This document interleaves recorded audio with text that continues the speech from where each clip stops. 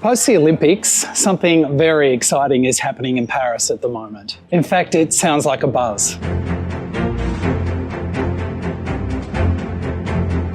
There are 18,000 traffic light junctions in Paris, which for France's 1.7 million people living with a vision impairment is a very daunting prospect. I was in the stadium watching the Paralympic athletics, and the stadium was full and it was rocking.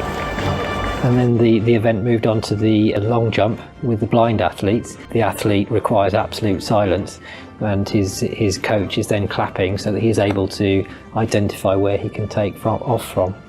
And you know, there's no sound quite like the sound of 80,000 people being silent and just one person clapping in that environment. It's one of the most memorable experiences I've ever had in a stadium. The legacy of the Paralympic Games is that over 12,000 sound modules have been installed, allowing Paris traffic lights to broadcast a message at the push of a button. The impact is a result of careful planning and collaboration. In fact, it's not unlike the great work done here by GHD at Brisbane's ferry terminals to ensure that they are fully compliant for disabled access. For Brisbane more broadly though, as a host city, there are many challenges of accessibility ahead. As part of hosting the Paralympics, Paris has invested more than €125 million on a range of initiatives to make the city more inclusive, not just for Paralympians, but for Paris residents and its millions of visitors each year.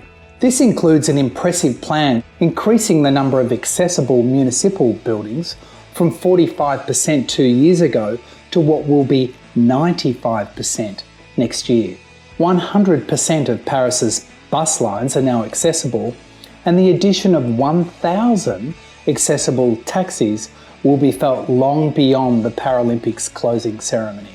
Today, Paris is more accessible and inclusive than any point in its history. The London 2012 Paralympic Games led to 1 in 3 people in Great Britain changing their attitudes towards disability. The Paralympics are more than just a sports competition.